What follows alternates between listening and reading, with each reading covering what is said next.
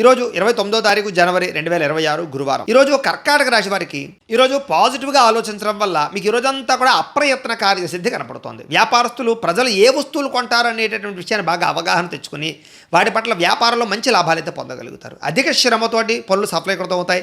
అయితే అదృష్టం శ్రమించే వారికి తోడవుతుంది అని అంచేత ఆ విషయాన్ని గుర్తుపెట్టుకుని ప్రయత్నం చేయండి. కొత్త కొత్త కార్యక్రమాలకి శ్రీకారం చుడతారు. ఎప్పుడైనా సరే కొత్త కార్యక్రమాలు మొదలైనప్పుడే మనసులో తెలియని ఉత్సాహం ఉంటుంది. అది జీవితం మీద మనకు ఆశని పట్టుదలని పెంచుతుంది. ప్రతిరోజు నిద్ర లేవడానికి కూడా ఒక బలమైన కారణాన్ని ఇస్తుంది. కాబట్టి ఉత్సాహంగా ఉండండి. అయితే తినే ఆహారంలో మార్పులు తీసుకురావడం వల్ల, వ్యాయామము మెడిటేషన్ చేయడం వల్ల మీ ఆరోగ్యంలో చాలా చక్కని మార్పులు వస్తాయి. కాబట్టి ప్రయత్నం చేయండి. ఈరోజు కోరుకున్న వస్తువులు, వాహనాలు, భూములు, గృహాలు కొనుగోలు చేయడం కలిసి వస్తుంది. ఇంటిని శుభ్రపరచడం, పాడైపోయినటువంటి వస్తువులు రిపేర్ చేయించుకోవడం, వాహనాలు సర్వీసింగ్ చేయించుకోవడం కలిసి వస్తుంది. ఉద్యోగ ప్రయత్నాలు, వివాహ ప్రయత్నాలు, సంతాన ప్రయత్నాలు కూడా సఫలీకృతం అవుతాయి.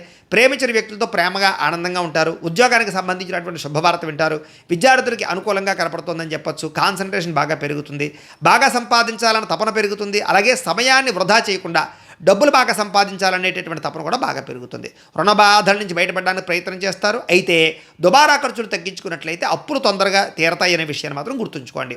కుటుంబ సభ్యులతో కలిపి శుభకార్యాలు, తీర్థయాత్రలకు, ప్రయాణాలకు చేయగలుగుతారు. విదేశాల్లో ఉండేవారు కూడా ఉద్యోగ గృహయోగం కనపడుతుంది.